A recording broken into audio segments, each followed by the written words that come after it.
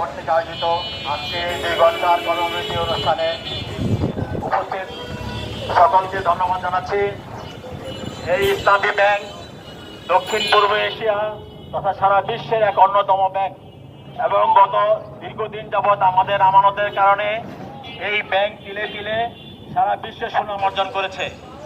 বিগত ফ্যাসিস্ট সরকার, আওয়ামী সরকার এই ইসলামী ব্যাংককে ধ্বংস করার জন্য তাদের নিজস্ব লোক এস আলমকে নিয়োগ দিয়েছিল।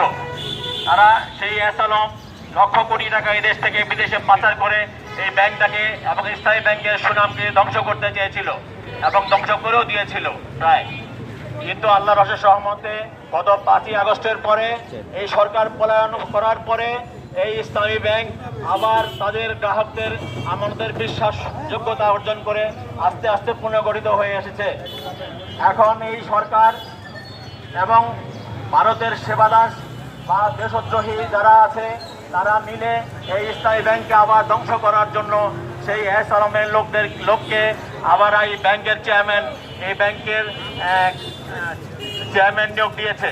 আমরা এর প্রতিবাদ জানাচ্ছি এবং যতক্ষণ পর্যন্ত এই ফ্যাসিস্ট এবং দেশদ্রোহী এই ব্যাংকারকে ইসলামী ব্যাংকের এই পর্ষদ থেকে পরিষ্কার করা না হবে ততক্ষণ পর্যন্ত আমাদের এই গ্রাহকদের আন্দোলন চলতেই থাকবে ইনশাআল্লাহ। আমরা তাকে পদত্যাগ করে ছাড়ব। বেআইনিভাবে নিয়োগ দেওয়া এই ইসলামী ব্যাংক বিরোধী, বাংলাদেশ বিরোধী এই সকল পর্ষদের লোকদেরকে আমরা পরিষ্কার করে ছাড়বো ইনশাআল্লাহ। আমরা এই